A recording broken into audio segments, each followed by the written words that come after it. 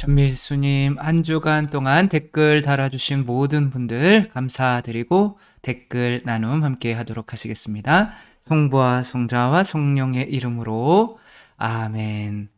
제가 나와 있는 곳은 바로 이 제 뒷면에 바다 보이는 거는 제가 있는 곳과 아무런 상관이 없고요.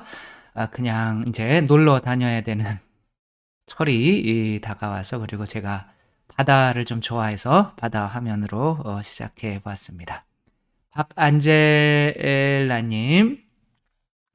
저는 저의 길이요 진리요 생명이신 주님이 늘 함께 계시니 어떠한 두려움도 없습니다. 아멘.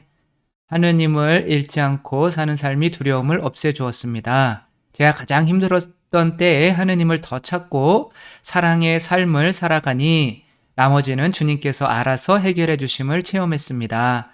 하느님이 아버지신데 무엇이 두렵겠습니까? 네, 요 믿음, 그쵸? 저희가 눈에 보이지는 않지만 생각을 해보고 조금만 묵상을 해봐도 하느님께서 저희와 함께 계심을 믿지 않을 수가 없죠. 그래서 그 믿음만으로 아버지가 있고 없고 라는 그 믿음만으로 우리의 삶이 이렇게 두려움이 있고 없고가 결정된다는 거 생각하고, I am nothing, Jesus is everything. 네, 나는 아무것도 아니고 예수님이 전부이십니다. 저는 충분히 가졌다고 생각하지만 세속적인 눈으로 보면 가진 것이 없습니다. 집도 월세입니다. 네, 그러니까 집도 월세로 사시면서도 주님만 가지면 다 가졌다라고 하는 그 믿음으로 살아가시는 거죠. 네, 뭐 항상 제가 강론할 때 여러 그런 팔다리 없이도 얼굴에 화상을 입고도 정말 이런 분들이 가진 것을 보며 또 주님만을 가진 것으로 행복하게 살아가는 모습을 보고, 또 이런 분들처럼 집이 또 월세에 살면서도 주님만 있으면 충분하지라고 하며 또 행복하고 두려움 없이 사는 것처럼 우리들이 많은 거 가지고 힘과 권력이 있어도 하루하루 두려움 속에서 살아가는 사람도 많잖아요. 이런 분들 보고 저희도 믿음의 힘으로만으로도 충분히 행복할 수 있다는 거 생각했으면 좋겠고요. 문정숙님, 4년 전 독서 모임에서 죽음의 수용소에서를 읽고 나눔을 하였습니다. 빅터 프랭클이 아우슈비츠 수용소에서 삶을 경험하고 삶의 의미와 인간에 대한 내용, 로고테라피라고 하는 거는 여기에 그 니체가 한 말을 여러 번 인용하는데, 삶의 의미, 어떤 것을 해야 될 때 그 의미를 알면, 삶의 의미를 알면 어떠한 고통도 이겨낼 수 있다, 이런 말을 하거든요. 그게 의미, 로고테라피이거든요. 우리가 이제 어떠한 일을 할 때 또 항상 의미를 찾아야 한다는 거죠. 나도 삶의 의미에 대해서 다시 한번 생각할 때에 읽으며 하느님과 하느님 사랑에 대해 묵상할 기회가 되었습니다. 죽음의 순간까지 주님의 기도나 쉐마 이스라엘을, 쉐마는 이제 들어라 이런 뜻이에요. 쉐마 이스라엘을 외우며 의연하게 주님을 향하는 이들, 너무나 힘든 순간에도 자연의 아름다움으로 신에 대한 경이로움을 느끼는 이들, 이게 이제 다 아우슈비츠에서 그 고통 가운데에서도 있으면서도 삶의 의미를 찾는 사람들에 대해서 말하는 거죠. 굶주림으로 남과 나누며 희생하는 가운데서 삶의 의미를 찾는 이들, 이러한 사랑에서 그 의미를 찾을 때 죽음을 이기고 시련을 이기며 하느님 이외에는 두려워할 필요가 없다는 경이로운 느낌까지 갖게 됨을 알게 됩니다.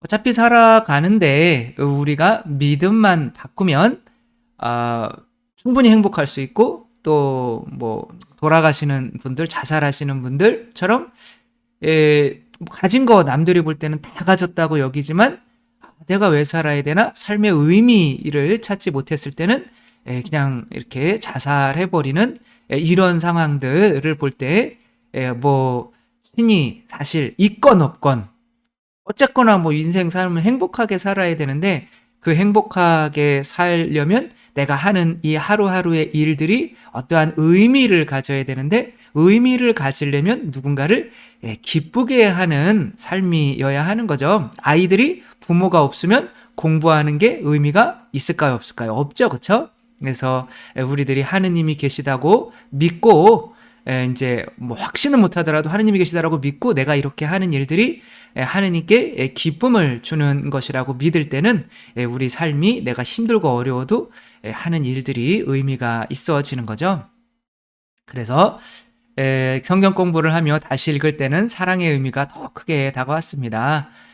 그래서 또 이런 거 함께 나눠주신 거 감사드리고요. 스타글로우님, 요즘 유혹, 시험이 너무 많아서 며칠 전부터 마음이 산란해지는가 싶더니 되게 화를 내는 사람에게 저도 같이 화가 올라왔는데, 그날 밤에 예수님 성모님 요셉 성인의 성심을 보여주시며 구스타 때, 비데 때, 맛보아라, 그 다음에 먹어라, 보아라, 뭐 이런 비데 때 그런 건가요? 확실히 모르겠네. 그레고리안을 들려주시고 관련 시편을 보여주셨어요. 마음이 참 좋지 않았었는데 순간 너무나도 마음이 평화롭고 기쁨이 흘렀습니다. 그러니까 믿음 하나로 우리의 감정이 바뀔 수 있다는 거를 생각하고, 내가 힘들고 어려운 이런 환경, 나를 욕하고 그런 사람들을 쫓아가가지고 한 대 때리고 그러면 속이 시원할까요? 그런다고 뭐 속이 시원해지진 않는 건데, 아무튼 외적인 거를 바꾸는 것보다 내 기분은 뭐에 의해서 좌우된다? 믿음에 의해서 좌우된다? 그래서 내 믿음을 바꾸려고만 해도 이렇게 힘든 상황에서도 이렇게 기쁨으로 바뀔 수 있다는 거, 이렇게 함께 나누어 주셔서 감사했고요. 굉장히 기네요. 그래서 영적 투쟁, 맞아요. 내가 싸우는 거죠, 그렇죠? 아기들이 부모님에 대해서 믿었어. 이 양반들이 내 부모구나. 근데 두 발로 일어서려고 자기 이전의 모습과 싸움을 하지 않는다는 것은 믿음이 없는 거죠. 그래서 내가 내 자신의 기분을 바꾸기 위해서, 감정을 바꾸기 위해서 내 믿음, 지금 무엇을 잘못 믿고 있기 때문에 내가 이런 감정이 들고 있는가? 그래서 믿음을 바꾸려고 자꾸 이 믿음의 싸움을 해 나가는 것이 우리의 신앙인 거죠. 최루시아님, 문도나님, 신부님 답변이 어쩌면 아직은 마음에 와닿지 않으실 수 있을 거예요. 제가 저번에 뭔가 답변을 한 것 같은데 저도 뭔 답변을 했는지 잘 기억이 안 나지만, 아무튼 하지만 신부님의 성체조배 하시라는 말씀과 함께 답변해 주시는 그 말씀에 공감하실 날이 오실 거예요. 그러니까 용기를 내시고 성체조배를 한번 해보셔요. 저도 단돈 10,000원이 없을 때, 내일 당장 몇백만 원을 구워야 하는데 없을 때, 전 그럴 때 성체조배실에 가서 어떨 때는 쉬듯이 푸념하듯이, 어떨 때는 정말 제가 당장 앞에 놓인 돈 문제를 어떻게 해결해야 되는지 지혜를 달라고 청하기도 하곤 했었는데, 그럴 때마다 제게 해결할 수 있는 지혜를 주시든지 누군가 도와줄 천사를 꼭 보내주시더라고요.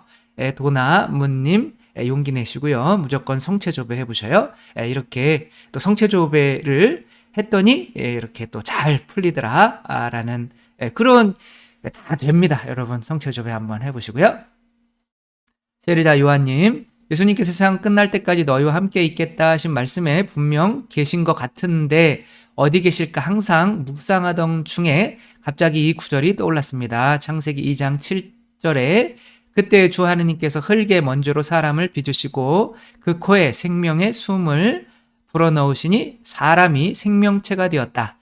내가 숨을 쉬고 있으니 생명이 숨 있고 숨이 하느님이시구나 하는 생각이 들더라고요. 그러니 무슨 안 좋은 생각이나 일을 하려고 할 때 같이 계셔서 멈추게 되더라고요. 그러니까 사람을, 아담을 만들고 하느님께서 아담의 코에다가 숨을 불어 넣으시니 사람이 생명체가 되었다. 이 말씀 안에, 그러니까 하느님이 어디 계실까라고 하다가 그 숨 안에, 성령님 안에 계시는구나 라고 이렇게 믿게 되니까, 안 좋은 생각을 하다가도 하느님이 함께 계신 거를 믿게 되니까 이제 그런 것들이 사라졌다라고 하는 이런 체험들 감사드리고요. 최맹자님, 찬미 예수님 언니와 불화로 화해를 청한다고 찾아가서 만났는데 하고 싶은 말을 다 못하고 일부만 하고 와서 답답합니다. 예수님의 심장과 저의 심장을 바꿔주시라고 기도하렵니다. 감사합니다. 항상 우리가 만족하지 못하는 것은 너무 큰 기대를 하고 있기 때문에 그런 거죠. 근데 불화가 있었는데 정말 용기를 내어서 화해를 한다고 이렇게 찾아가서 그래도 말을 튼 것만 해도 엄청난 진전이시잖아요. 그쵸? 그래서 좀 이렇게 길게 보시고 이렇게 모든 거 안에서 이렇게 감사할 수 있으면 점점점 더 잘 될 것 같아요. 이렇게 언니와 그래도 이야기라도 할 수 있게 해주셔서 감사합니다. 이렇게 하게 되면 그 일본에서 그 뭐죠? 그 원자폭탄 후유증인가 어디 뭐 고엽제 때문에 아무튼 이렇게 몸이 이제 전쟁 때문에 이제 움직일 수가 없게 된 거죠. 그런데 이제 2만 번 누군가 의사가 어떤 사람이 감사합니다를 속으로 2만 번을 하라고 해서 이렇게 어느 날 아이가 사과를 이렇게 아빠 사과 드세요라 그랬는데 고마워 감사해 고마워 그러면 손을 이렇게 내밀면서 움직이게 되었다라는 그런 이야기도 있잖아요. 그렇죠? 그런 것처럼 감사 조그만 일에도 감사하면 그것이 작은 댐도 작은 구멍에 의해서 무너지잖아요. 그러니까 작은 감사가 점점점 이렇게 커지는 거니까 항상 그 안에서 좋은 거 보고 감사한 기도 많이 바치시면 점점 더 좋아지실 수 있을 것 같습니다. 셀프메이드 다빈치님, 이거요? 웃음 학원 다니시나요? 뭐, 저는 제가 웃기다는 생각을 잘 해본 적은 없어요. 그래서, 아무튼 상처는 드러내서 고름은 빼내고 다시 꿰매어 나올 수 있듯이 자신을 드러내는 것, 거울 앞에 나를 대멸하는 것이라 인정하기 싫은 뱀 같은 자아는 아닌가라는 생각해 봤습니다. 그렇죠. 그러니까 아담과 하와의 어디 있느냐라고 할 때 자기 자신을 이렇게 가렸잖아요. 그쵸? 그게 이제 뱀이 이제 이미 지배하고 있다는 거거든요. 부모님한테 아기들이 목욕시킬 때 부끄럽다고 가리지를 않게 되잖아요. 그쵸? 이제 그런 것들이 이제 죄가 되게 될 때, 어떤 성적인 것이 죄가 되게 될 때, 죄라고 여기게 될 때는 이제 부모님이 이제 목욕시켜 주지를 못하는 거죠. 그쵸? 저도 7살 때 여자 목욕탕에 갔었거든요. 약간 조금, 안 가렸어요. 저는 그런 걸 잘 모르니까. 어머니가 4살이라고 속여 7살인데 워낙 키가 작았으니까 아마 7살인가 4학년 4학년 때인가 아마 그랬어. 4학년 때인 건데 그러니까 초등학교 그래가지고 4학년 때 여탕에 들어갔었다는 또 이런 비화를 말씀드리고 저는 개신교 모태신앙인이었습니다. 10년을 방황하다 개종하였습니다. 창세기 강해를 보고 유레카를 수차례 외쳤습니다. 유레카가 뭔 뜻이죠? 뱀을 그냥 파충류인 줄 알았는데 네, 뱀이 이제 우리 안에 있는 자아라고 저는 보는 거죠. 속사람을 드러내지 못하는 것도 내 안에 내가 높아지기를 원해서 그럼요. 그러니까 고해성사할 때 가서 무릎 꿇고 내 죄를 고해하잖아요. 그렇죠? 근데 신부님은 별로 그 신자들이 와서 고해하는 것에 관심이 없어요. 근데 굳이 무릎 꿇고 고해를 할 수 있게 하는 거는 모든 죄는 이 자아의 교만에서 오기 때문에 무릎 꿇고 솔직히 내 부끄러운 이야기를 이렇게 이야기하면서부터 이미 내 죄가 사해지기 시작하는 거거든요. 겸손해지기 시작하는 거거든요. 그래서 내가 솔직히 이해하지 못하게 만드는 거는 내 안에 있는 교만한 자아다라고 하는 거죠. 그리고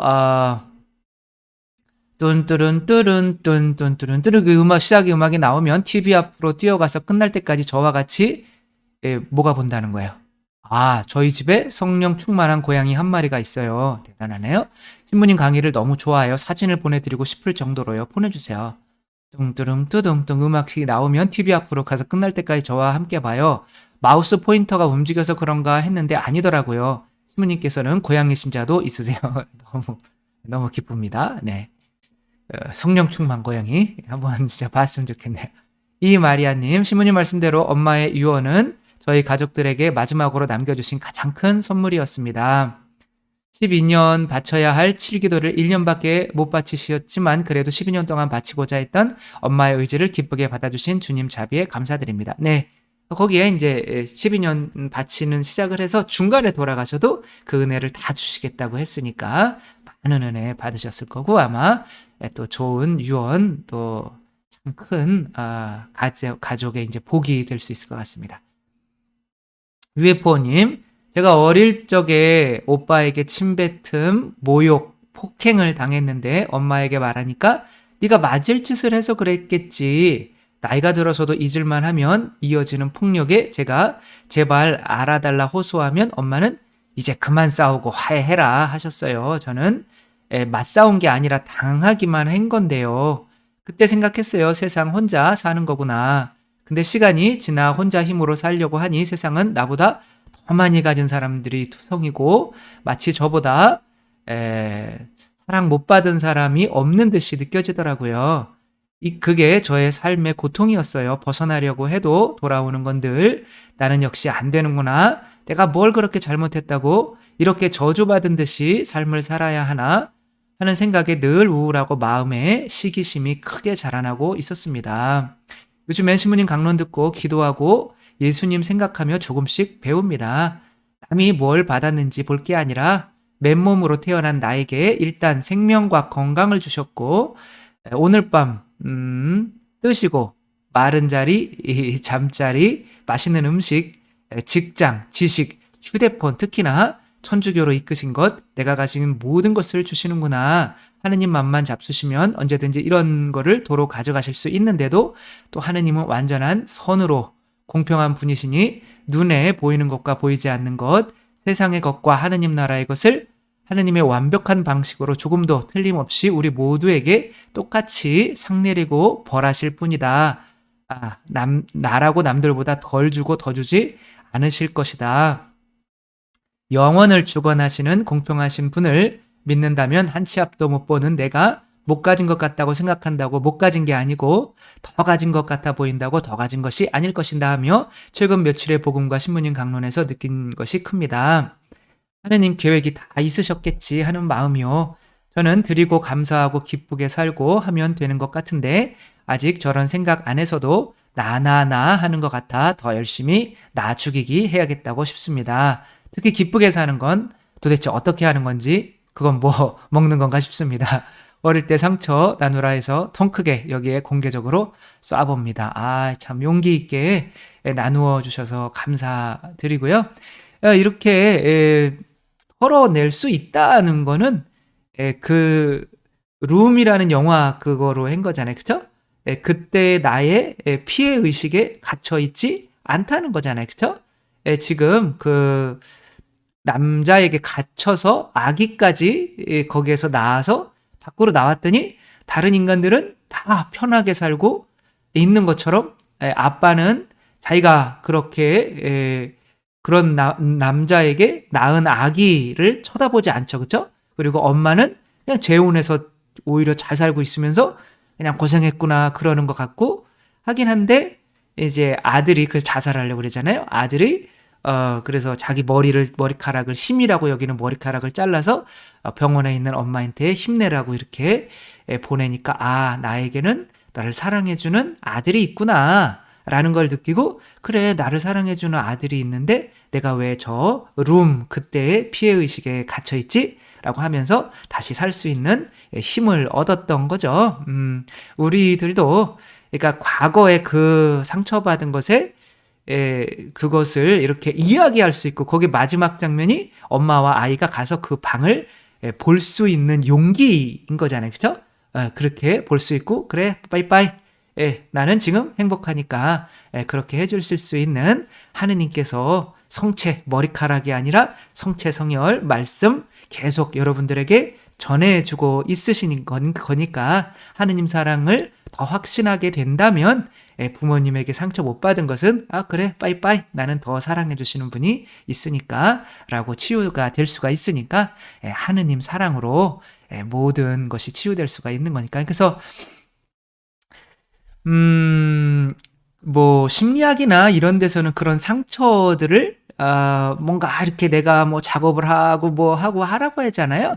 근데 내가 하느님 사랑에 정말 감동하고 하게 된다면 뭐 굳이 그 작업 안 해도 그래 난 지금 충분히 행복하면 빠이빠이 뭐 이런 거죠. 예수님께서 오셔가지고 뭐 심리 상담 받고 뭐 그런 걸 통해서 뭐 내 상처를 알아내고 뭐 그 상처를 치유하기 위해서 이제 뭐 기도하라고 뭐 하는데 뭐 내가 어떤 상처를 받았는지 태중 상처는 기억도 안 나거든요. 그런 것들 하느님 사랑, 하느님이 나를 얼마나 많이 사랑해 주셨는지 그런 거 많이 묵상하면서 이렇게 가면 하느님 사랑에 눈물 흘리고 나면 내가 모르는 상처까지도 다 내가 대면할 수 있는 용기와 힘을 얻고 오게 되니까 하느님이 나를 얼마나 많이 사랑하셨는지 그것에 대해서 더 알고 더 많이 눈물 흘리고 감사하려고 이렇게 노력했으면 좋겠습니다. 김헬레나님, 신부님께서 주시는 생명의 말씀에 늘 감사드리고요. 주님께서 주시는 거죠.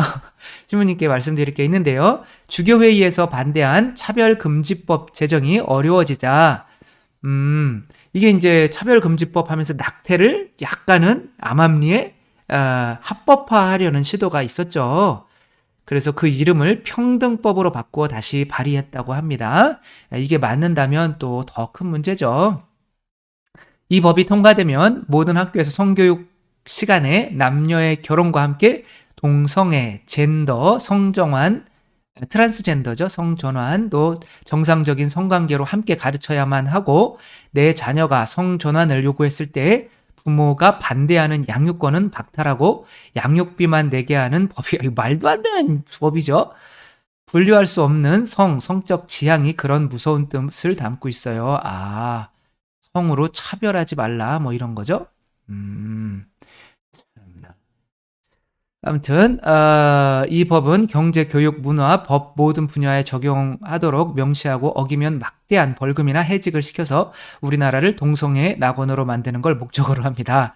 아래 링크한 국회 입법 예고에 많은 분들이 반대 의견을 내셔서 제정하지 않도록 알려주시기를 바랍니다. 여러분들도 만약에 그게 지금 이분이 말씀하시는 게 맞는 거라면 정말 이제 뭐 막장이죠, 막장. 여러분, 남자가 아이를 안 낳고 여자가 아이를 낳는 거는 차별인가요?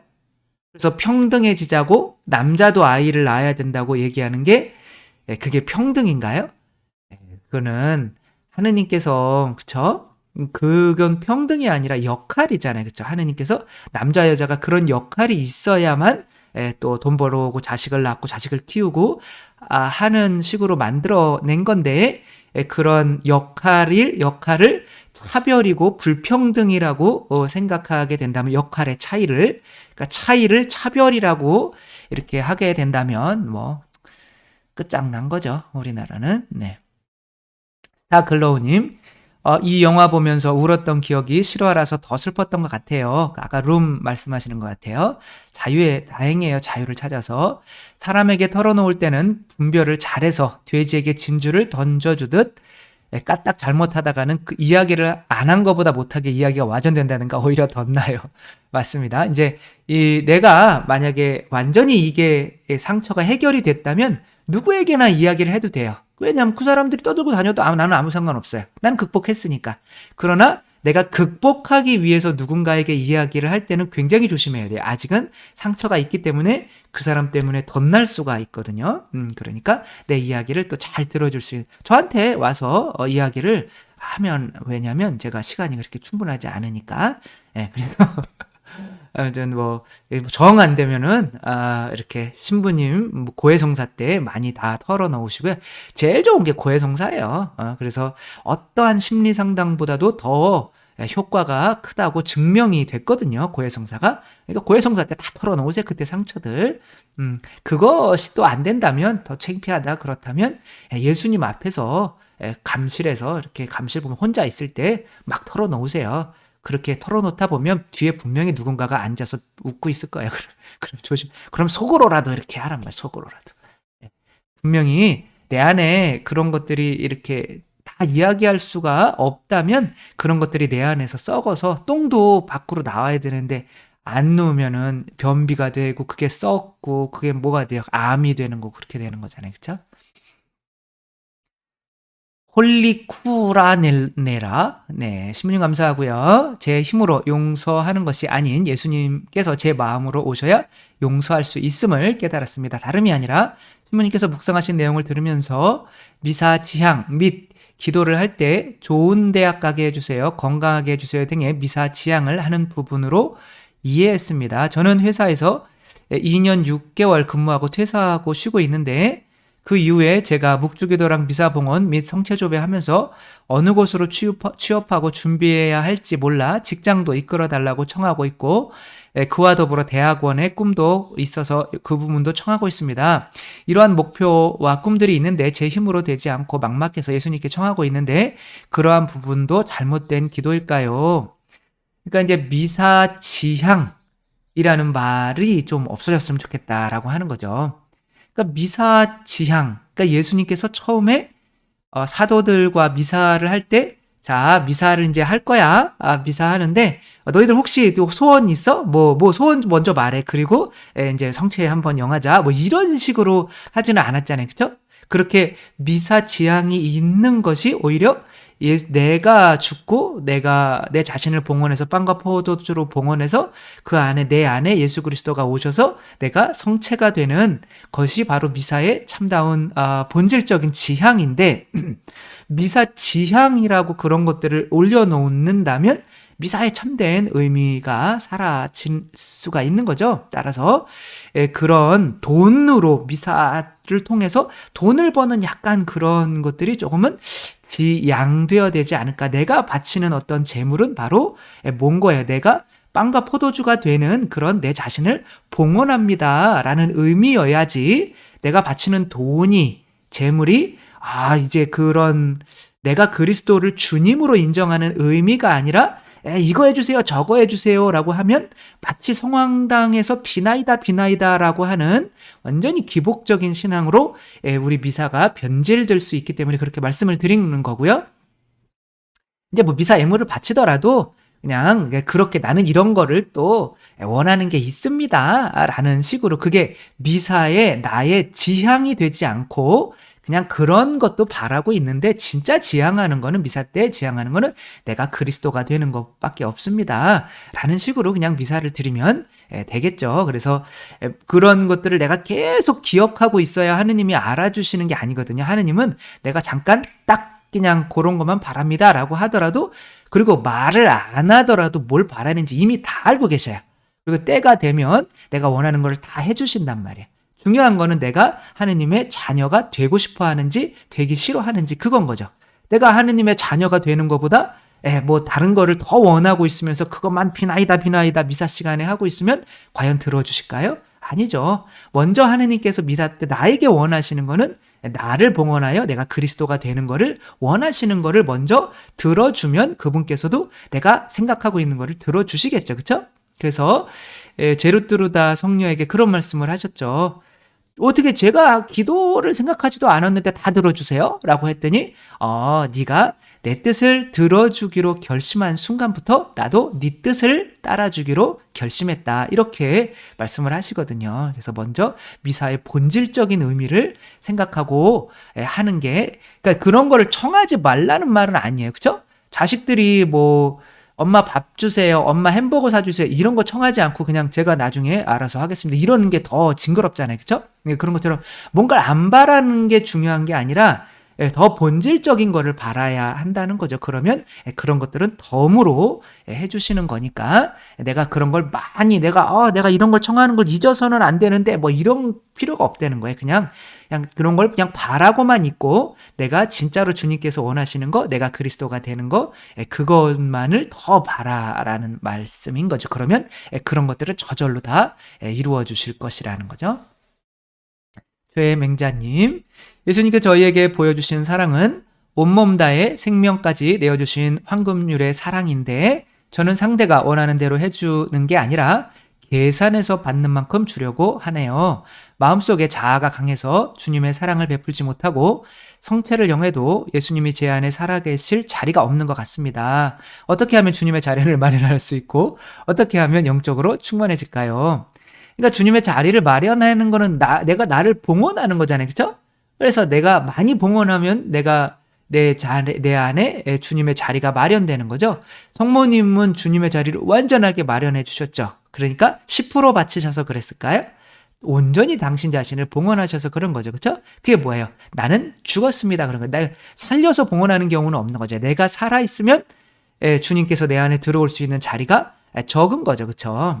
그래서 나는 죽었습니다. 그래서 내 자신을 봉헌하는, 그리고 나는 그리스도의 몸입니다. 요즘에는 그리스도입니다 그러는 것보다는 그리스도의 몸입니다. 그리스도께 내 자신을 맡겨드리는 거죠. 그리고 나를 내 몸을 이용하셔서 대신 사셔라 라고 하는 거죠. 그렇게 내어드리면 이제 영적으로 충만해지지 않을까. 저는 죽었습니다. 저는 그리스도의 몸입니다. 감사합니다. 그렇게 나를 나를 그냥 고통스럽게 하는 뱀 없애주시고 나를 차지해 주셨으니, 그래서 당신으로 살게 해주시니 감사할 수밖에 없는 거죠. 요즘에 저는 또 이렇게 기도를 드려요. 저는 죽었습니다. 저는 그리스도의 몸입니다. 감사합니다. 이렇게 자주 이렇게 드리면 좋겠습니다. MJJ님, 그런데 자막이 왜 나오는지 이해가 안 돼요. 받침도 계속 틀리게 나오고 말씀하시는 신부님 모습도 안 보이고 듣는데 방해가 됩니다. 요거는 유튜브를 하실 때 유튜브에서 그러니까 아마 핸드폰과 아마 컴퓨터가 좀 다를 거예요. 근데 이렇게 요 정도의 이렇게 점이 아마 이렇게 눌러보면 3개 정도가 있을 거예요.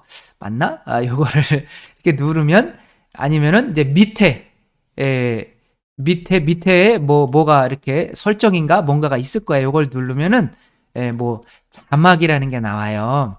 저는 자막을 넣는 게 아니라 그 자막이 이게 온 돼 있으면은 자동적으로 그 자막이 뜨게 돼 있어요. 그 말 나오는 거를 이렇게 번역해서 뜨게 돼 있거든요. 그래서 자막을 오프로 꺼주셔야 되는 거예요.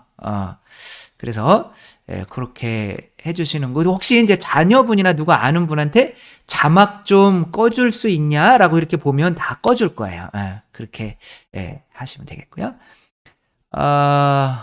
김민수님, 전 신부님 아주 기가 막혀요. 죽겠냐고요? 아니요. 혼인과 함께 입문하고 입문성사 하신 거죠. 그쵸? 엎어지고 자빠지고 다시 일어나고 반복해서 지금도 당연히 성장통에 있는 65세이시고요. 그리 이쁘지 않은 간호사 자매로 65세인데 간호사 아직까지 하시는 거예요? 이제야 비로소 뭔가 되살아나는 새 생명의 느낌을 가집니다. 이제서 뭔가 아주 조금씩 자유로이 풀려가는 느낌, 두렵지 않으면서도 두려울 것 없어지는 감사, 보답에 대한 열정, 없던 절제의 믿음까지로 제 한때의 긴 어둠 터널 속 함께 하며 건져 끌어올린 은총의 이들에게 진심으로 감사까지로 가르치는 신부님의 영에 은총과 진리로 함께 하며 성실히 지내고 있습니다. 삼령신부님의 죽음을 저도 함께 넘어가며 순간들 자꾸 행복해지고 있고요. 뭐 저는 그래요. 그래서 뭐 어차피 죽는 거잖아요. 그죠? 오늘 죽을 수도 있고 내일 죽을 수도 있고 10년 뒤에 죽을 수도 있고 뭐 50년 뒤에 죽을 수도 있어요. 그죠? 근데 뭐 그때 죽는 거 뭐 미리, 지금 제가 50년 살았는데 뭐 50년 산 거 이게 뭐 아주 막 행복했다? 그건 잘 모르겠어요. 그냥 이렇게 열심히 이렇게 살아온 거는 같은데 그 안에서 뭐 넘어지고 자빠지고 고통스러운 일도 있었고 뭐 이제 이런 건데, 죽음이라는 게 두려운 것이 이제 그 이후에 뭐가 있는지 몰라서 또 두려운 거고, 내가 죽음을 제대로 되지 않은 상태에서 죽는 것이 또 두려울 수 있겠죠. 근데 이제 뭐 오늘 그냥 미리 앞당겨서 죽었다 생각하고 저는 죽었습니다. 그러니까 저는 죽었으니까 이렇게 당신한테 이렇게 제 거 그냥 몸뚱아리 바치겠습니다. 전 그냥 죽었습니다. 이제는 그리스도께서 내 대신 좀 살아 주십시오. 뭐 이런 거죠. 그렇게 하면 그래도 이렇게 그게 믿어지기만 하면 인제 어떤 두려움이나 이런 것들은 조금 이렇게 가라앉아지니까 자꾸 반복하면서 그 믿음을 갖도록 노력하면 아주 좋겠죠. 그쵸? 지인이님, 당신께서는 저의 마음보다 저를 더 잘 아시고 저를 온전히 사랑해 주십니다. 예수님, 저는 어려서부터 받아온 상처도 많고 지금도 그 상처를 받고 있습니다. 그 상처로 인해서 많은 어려움이 있다는 걸, 지금도 힘들다는 것을 당신은 잘 알고 계시고 당신도 인정해 주셨습니다. 제가 당신으로 나아가고자 할 때 저는 저의 상처가 많은 걸림돌이 되어 괴로워하자 당신께서는 당신을 조금씩 알아가게 해주시면서 당신의 사랑으로 이 모든 상처와 이 소용돌이에서 건져주시며 당신의 사랑이 모든 것을 덮어줄 걸로 알게 되어 희망에 가득 차 기쁨에 살게 되었습니다. 이 희망에 모든 것을 걸고 기도 생활을 더욱 열심히 하였습니다. 그런데 예수님, 가끔은 저도 힘이 듭니다. 변하지 않는 제 자신이 가끔 보이고, 왜 나는 열매가 없을까? 왜 나는 사랑이 없고 힘이 드는 걸까? 나는 변하려고 노력하는데 주위 사람들은 변하지 않고 그 자리인 것 같아 속상하고, 때로는 나 때문이다, 내 탓이오 내 탓이오, 내 큰 탓이로소이다를 되뇌이며 그들을 바라보다 그래도 지금까지 베풀어 주신 은혜가 어디랴 마음을 받고 감사도 드려봤다가, 예수님은 나 때문에 목숨을 바치셨는데도 나는 목숨을 바치고 정성을 다하여 기도하지 않는 모습이 보여 주저앉기도 하고, 그대로인 저를 보면서 제가 원하는 건 당신의 사랑 한 방울, 그 한 방울만을 단 1mm의 사랑, 1mm만의 사랑을 저에게 주시면 제게 주신 그 가족들을 당신의 사랑으로 사랑하겠습니다 하였습니다. 미사 때 신부님께서 성작에 물을 한 방울 떨어뜨릴 때에 저도 제 마음을 담아 당신의 성혈 속으로 다 들어가기를 간절히 바랐습니다. 그 단 한 방울이 저의 사랑이 되기를 얼마나 바랐는지요. 그 단 한 방울의 물이 사랑으로 변화되어 당신 안에서 흩어진다면 얼마나 많은 사랑을 실천해야 하고 마음을 들이며 희생을 해야 하는지요. 예수님, 저는 지금 당신의 위로가 간절히 필요합니다. 벌과 채찍으로 다가오시는 예수님, 징벌의 하느님이신 분이 사랑과 자비 그 자체이시라는 것을 알기까지 인생 반평생 걸렸습니다. 이제야 알게 됐지만 당신으로 나아갈 수 있도록 저에게 용기와 힘과 사랑을 허락해 주십시오. 저는 아무것도 할 수 없고 어떻게 기도를 해야 할지 방향을 잃은 어린아이처럼 주저앉아 울고 있습니다. 도와주세요. 이런 기도를 정말 하시는 지인이님, 안 도와주실 수가 없을 것 같아요. 하느님이. 그쵸? 하느님의 사랑만 바라고 자비만 바라고 상처 입고 쓰러져 가고 변하지 않는 내 자신 당신에게 온전히 맡겨드립니다. 당신이 변화시켜 주시고 당신의 사랑 깨닫게 해주시고 하면 반드시 주님께서 만나 주실 것을 저는 확신합니다. 김미선님, 매번 좋아요만 누르다가 댓글 남기고 합니다. 저는 상처를 꺼내는 것도 너무 힘이 들어서 이번 복음 묵상은 2번 보면서도 어떻게 해야 되나 이러고 한숨 쉬고 있었습니다. 남들은 앞에서 울고 이야기도 잘들 하는데 왜 그런 것조차 힘이 들까요? 오전 미사 끝나고도 충전이 안 되고 하루 종일 에너지가 다 빠진 느낌입니다. 한 번씩 찾아오는 이런 바닥으로 내팽개쳐진 기분이 참 좋지 않습니다. 그래도 저에게 필요한 말씀 주셔서 감사합니다. 네, 지금 그러니까 댐이 한 번에 무너지는 경우는 없잖아요. 그쵸? 지금 이렇게 용기 내셔서 내가 나에게 상처가 있다라고 하는 거를 말씀을 하신 거잖아요. 그쵸? 그러면 그것으로 엄청나게 큰 진전을 보이신 거예요. 그리고 그것도 어떤 내 이야기를 잘 들어줄 누군가에게 한 것이 아니라 지금 만인 앞에서 하신 거잖아요. 이거 엄청난 진전이세요. 그리고 그러니까 나는 이렇게 그래도 댓글 남겼다. 나는 진짜 내가 그러니까 다 마찬가지인 거죠. 처음에는 내 안에 있는 상처 어떻게 사람들 앞에서 정말 자세하게 구체적으로 꺼내놓기가 너무 힘들죠. 그런데 이렇게 일단은 내가 내 안에 상처가 있다. 이게 참 큰 진전이 있는 거니까 한숨 그만 쉬시고 이렇게 하고 또 이런 것들을 또 나중에 고해성사나 이럴 때 이제 신부님이 이제 들으시면 오히려 이제 감동을 하세요. 야, 이런 것까지 이렇게. 물론 들어보면 본인들은 굉장히 심각하다라고 생각하는 건데, 그래서 저는 정말 누구한테도 얘기를 한 적이 없는데 엄청 나 진짜 창피해서 정말 얘기하기도 뭐예요. 그래 들어보면 아무것도 아니에요. 또 이제 정말 힘들고 어렵고 큰 상처들 뉴스에 나올 것들을 신부님들은 이미 많이 들어봤어요. 그러니까 고해성사 때 이렇게 한번 신부님께 고해하면서 이야기해 보는 게 어떠실지 싶습니다. 박근숙님, 예수님 안에서 용서가 됨을 체험했습니다. 아픈 시어머니 모시면서 나도 모르게 생겨나는 차가운 마음이 저 자신도 놀랐습니다. 사순시기에 순환의 기도와 매일의 기도를 통하여 어느 순간 어머니를 향한 연민이 생겨나며 지금은 어머니 안에 예수님을 바라보며 예수님께 감사드립니다. 어머니를 이해하고 그동안 저로 인해 아파했던 어머님, 그리고 예수님께서는 사랑으로 어머니와 저를 치유해 주십니다. 고해성사 들어보면 시어머니 미워한다는 얘기는 수두룩해요. 근데 돌아가시면 이제 용서해야 되는데 돌아가신 지 3년이 됐다는 고해성사도 있었어요.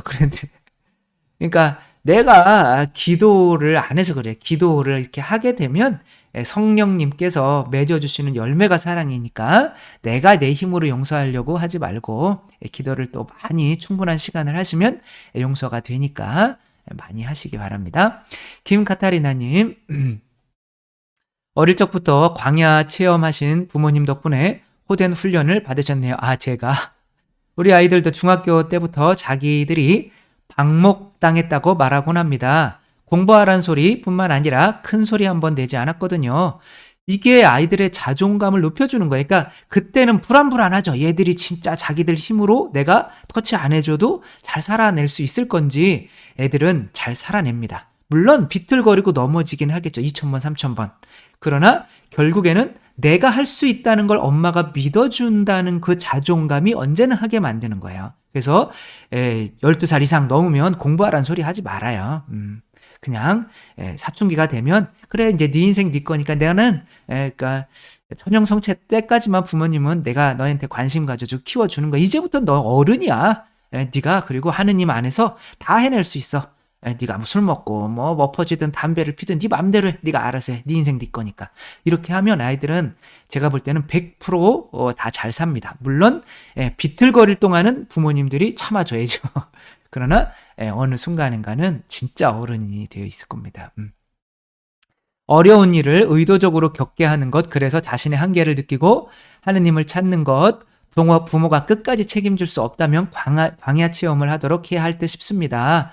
내 뜻을 잘 알아들은 아이들이 감사하게도 고등학교 졸업 후에 대학 등록금만 집에서 해결해 주었고 나머지는 본인들이 알아서 다 해결했습니다. 대학 졸업 후에는 무조건 집에서 분가하는 조건으로 강하게 키웠는데 사회생활하는 이야기를 들어보면 기도하며 감사하게 잘 살아가고 있습니다. 주님께 모든 일이 이루어지도록 힘을 주심에 감사드립니다. 이게 부모님, 엄마가 믿어주면 아이들은 잘 클 수밖에 없죠. 요나단님, 예수님께서 40일 동안 사탄의 유혹 속에서 기도하셨을 때 성모님께서는 무엇을 하셨을까요? 그걸 제가 어떻게 합니까? 뭘 하셨는지. 예수님이 또 잘 이제 영혼 구원을 할 수 있도록 또 기도를 하시고 계셨겠죠, 집에서. 해피포에버님, 시모님 성서를 보면 마귀들도 신앙 고백을 하며 하느님을 두려워하는데 그럼 신앙인들과 마귀들의 신앙 고백은 무엇이 다른가요? 제가 많이 말씀을 드렸는데 지옥에 있는 사람들은 예수님이 있는 거를, 하느님의 아들인 거를 믿을까요? 안 믿을까요? 믿어요. 하느님이 계신 걸 알까요? 모를까요? 알아요. 에덴 동산에서 아담과 하와는 하느님이 계신 거를 알았어요? 몰랐어요? 알았어요. 그렇죠? 그게 믿음이 아니에요. 믿음은 하느님이 계시다, 예수님이 하느님의 아들이시다, 이런 거 믿는 게 아니에요. 하느님은 사랑이시다라는 걸 믿는 거예요. 그래서 마귀라고 하는 존재들은 이제 하느님이 그러니까 에덴 동산에서 왜 쫓겨난 거야? 그러니까 선악과를 따먹었다고 하느님이 우리에게 벌 줄까봐 두려워서 막 옷도 입고 막 너 어디 있느냐 그렇게 나무 뒤로 숨고 막 그런 거잖아요. 그죠? 그러니까 하느님의 벌을 두렵게 여기는 거죠. 하느님은 그딴 거 따먹어봐야 뭐 아무것도 아닌데도 하느님이 자비롭다는 거를 믿지 않은 거예요. 마귀들은 자기들에게 하느님이 엄청 자비롭게 해줬는데 인간은 하느님을 아버지라고 부를 수 있게 하고 천사들은 하느님을 매 종으로밖에 안 만들어줬으니까 하느님이 자비롭지 않아서 열받아서 뛰쳐나간 거예요. 그러니까 하느님의 사랑을 믿는 게 믿음인 거죠. 그러니까 하느님이 나를 사랑해 주신다는 거를 어떻게 믿을까요? 부모님이 나를 사랑해 주는데 너는 나보다 항상 더 못나야 돼? 이렇게 할까요? 나보다 더 잘났으면 좋겠어요. 나보다 더 잘났으면 좋겠죠. 그렇죠? 그래서 예수님께서는 아버지의 사랑을 믿으셨기 때문에 아버지와 대등하게 당신 자신을 여기려고 했는데 이제 하느님을 똑같이 아버지라고 믿는 바리사의 율법학자들은 어떻게 했어요? 하느님이 그렇게 자비롭지는 않을 거야 라고 그래서 나는 인간에 불과해 라고 해버린 거죠. 그렇죠? 그게 믿지 않는 거예요. 하느님을 다 아버지라고 하더라도 나는 그냥 인간에 불과해. 성체가 하느님이 되고 그 성체가 내 안에 들어와서 나도 큰 성체가 되는데도 나는 그냥 인간에 불과해. 이 믿음 안에 머물러 있는 것이 믿음이 없는 거거든요. 그래서 우리가 신앙 고백을 할 때는 어떻게 하는 거예요? 나도 하느님을 아빠, 아버지라고 부를 수 있어야 되는 거예요. 아빠. 아빠는 뭐예요? 바로 태어나서 나도 이분처럼 똑같이 할 수 있어 라고 분명히 네 발로 걸어드리고 가나다요. 말도 못해. 근데 아빠라고 하면 어떤 느낌이에요? 그래서 성령을 통하지 않고서는 하느님을 아빠, 아버지라고 할 수가 없는 그게 믿음이거든. 하느님을 아빠라고 한번 해보세요. 하느님 아빠 쉽게 나와요? 잘 안 나오죠. 그렇죠? 왜냐하면 나는 하느님처럼 될 수가 없다고 믿기 때문에. 그러니까 내가 본성이 하느님과 하느님의 신성이 내 안에 들어와서 내가 정말 데이피카시오라고 하는데 신화가 된다고 하는 것을 믿는 게 바로 믿음이라는 거죠. 그게 마귀들과 이제 베드로와의 믿음이 달랐던 거죠. 마귀들은 엎어져가지고 당신은 하느님의 아들입니다. 막 이렇게 하고 예수님도 당신은 하느님의 아들입니다라고 했지만 마귀들은 그러나 하느님의 아들인데 이렇게 나를 사랑해 주셔서 나를 하느님의 아들처럼 높이 올려주실 거는 믿지 않아요. 이러는 거지만 베드로는 어떻게 해요? 당신은 하느님의 아들입니다. 근데 하느님은 그렇게 나를 사랑해 주셔서 당신과 똑같이 나도 물 위를 걸을 수 있게 해주실 거예요 라고 믿는 거죠.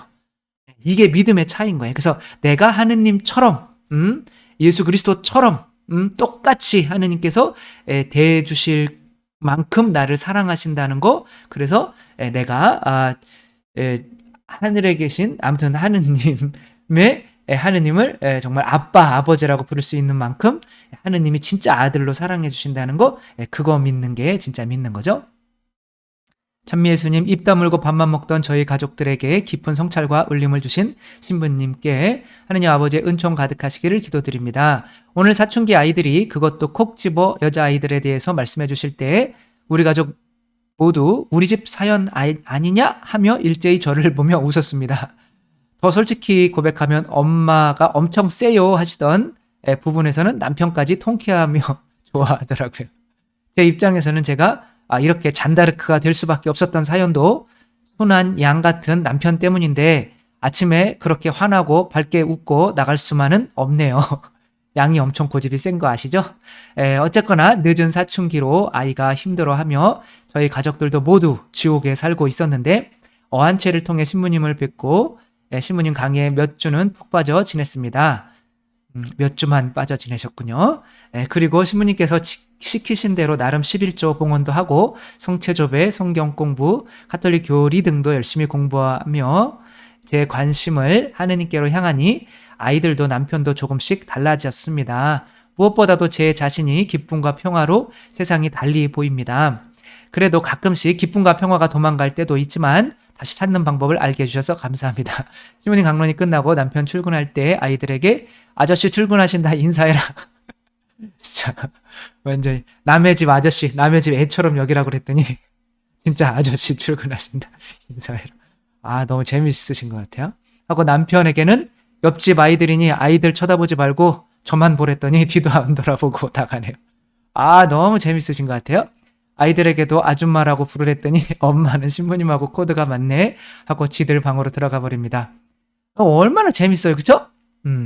저희 가족들이 신부님 뵙고 기쁨과 평화를 갖게 되면서 저는 신부님 자칭 신부님 홍보대사입니다. 제 대녀들과 지인들에게 새벽마다 공유하고 있으니까요.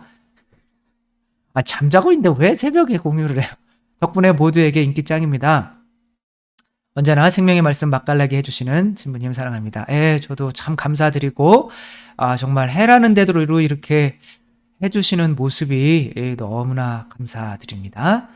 박을례님, 지금은 제가 양이 되어가고 있는지 염소로 남아있는지 모르겠습니다. 하지만 신부님 말씀 따라 11조 한 지 한참 됐는데 생활은 더 풍요해졌고 돈 걱정 안 하게 되어 편했습니다.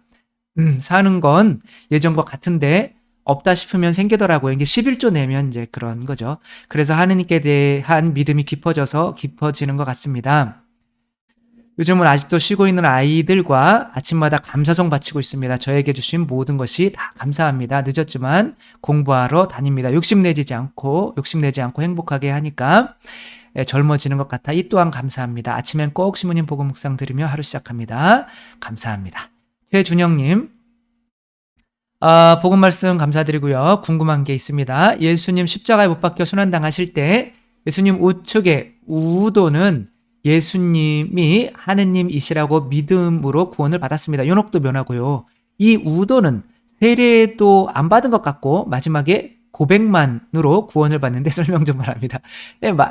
앞에 다 말씀하셨잖아요. 그렇죠? 우리가 세례를 받고 성체를 영하고 하는 목적이 뭐예요? 바로 믿음인 거예요. 그분께서 바로 이 순간 나를 당신의 아드님으로 살아주시고 지금 이 순간 나를 하늘나라로 바로 모든 죄에 상관없이 이끌어 주실 수 있다는 믿음만 있으면 영역 거치지 않습니다. 제 생각은 그래요. 위험할 것 같지만. 그러니까 완전한 믿음에 도달한 거죠. 거기에서. 그러니까 우리가 성사를 통해서 예수님이 주시려고 하는 거는 그 성사를 몇 번 영해서 나는 성체를 몇 번 4258번 영했으니까 그 4257번 영한 사람보다는 더 해주겠지. 이런 게 아니에요.